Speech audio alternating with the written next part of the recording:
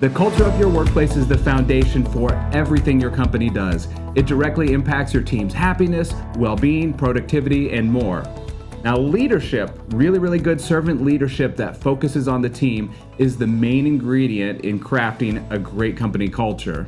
But that's just the first step. Here are 10 specific ideas you can implement to make your company culture thrive, with number 1 being the most important. We've used these to build a culture that wins national awards for workplace culture. If you find this helpful, like and subscribe as I regularly create videos like this. Number 10, give individualized appreciation.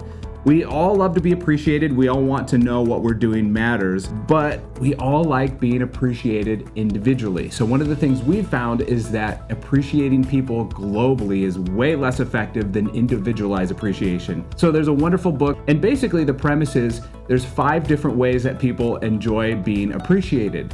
For instance, words of affirmation is the way that some people like to be appreciated. If you write them a card, if you tell them thank you personally, that means a lot to them. Whereas other people feel a lot more appreciated through acts of service, if you do something for them. So if you can determine what your team members like, how they like to be appreciated, it's really powerful. And companies that have managers that understand their team and know how they like to be appreciated are much more effective. One of the things we did to help us with this is in our intranet, all of our team members have a bio page, and it lists how each team member likes to be appreciated, what type of appreciation matters most to them. And then it has some of their favorite things, like their favorite food, their favorite restaurant, their favorite coffee, things like that. It makes it really easy to appreciate people individually. Number 9 is to have regular team shout-outs. So speaking of appreciation, one incredibly effective tactic that we've found is public shout-outs. So when we have our team meetings, the whole company gets together, we always take time at the end to go around and give people shout-outs. Now, we will let anyone give shout-outs to anyone else. So usually someone will say, hey, I want to give a shout-out to Jay and to Katrina for helping me on this project. Their help was invaluable. They were so positive throughout the whole thing. I couldn't have gotten it done without them. And then everyone claps for Jay and Katrina. This has been really incredible. People who receive the appreciation love it, and people who give it love it too. And it's not just coming from up high, the CEO, it's coming from everyone in the company. Everyone who starts working here at our company loves it, and they always say, wow, this is the most positive meeting I've ever been in. So think about, how can you do public shout outs in a positive way? Number 8 is to play games together. One of the best things you can do to boost your culture in business is to build great relationships.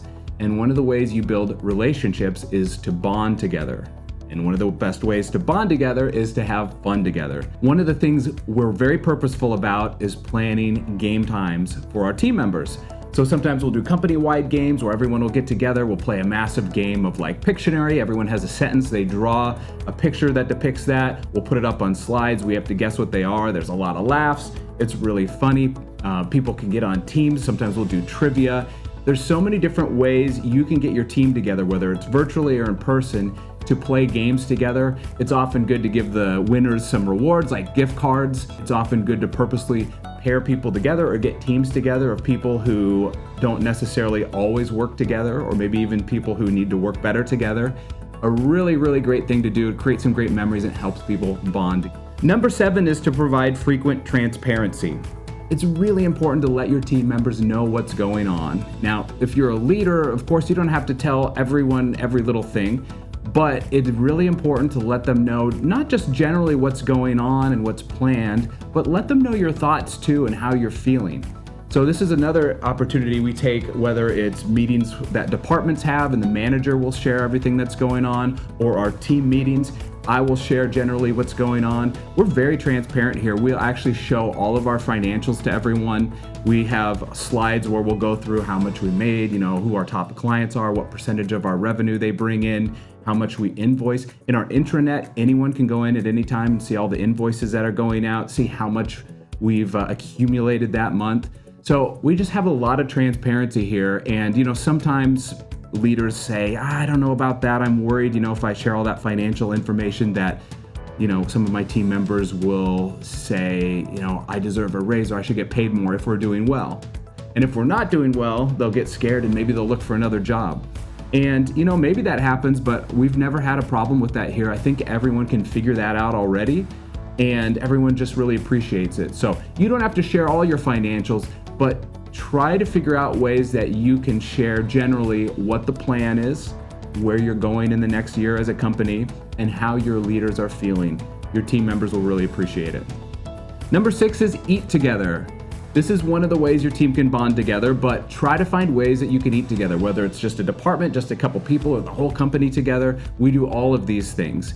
Even if you're virtual, if you can ever have a lunch hour together and just chat and small talk, it really brings people together. And we've always enjoyed doing this here at our company. It's something we've spent a lot of time doing over the years. There's something special about breaking bread together and just having that conversation and small talk when you eat together. Number 5 is to have regular one-on-ones. You should always be having one-on-ones with your team members and the manager. That's so critically important. It's a great time to build the relationship, to build trust, and it's so important that the manager simply listens.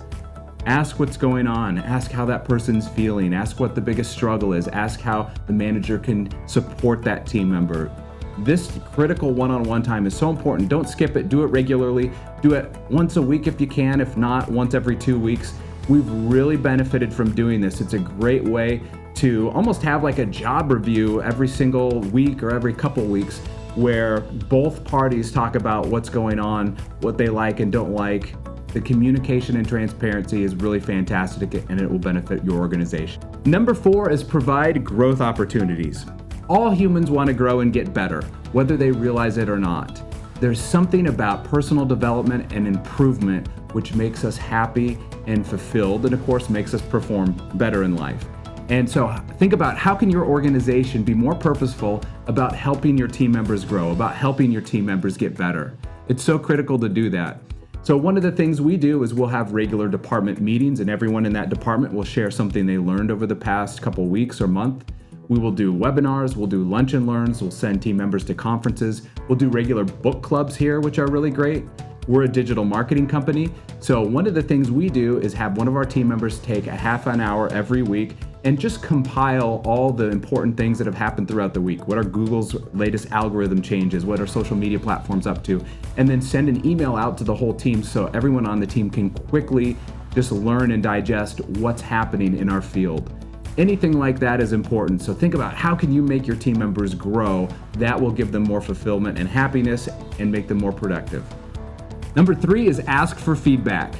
Great leaders listen. One of the biggest communication problems we have today is most people listen to reply, not to understand.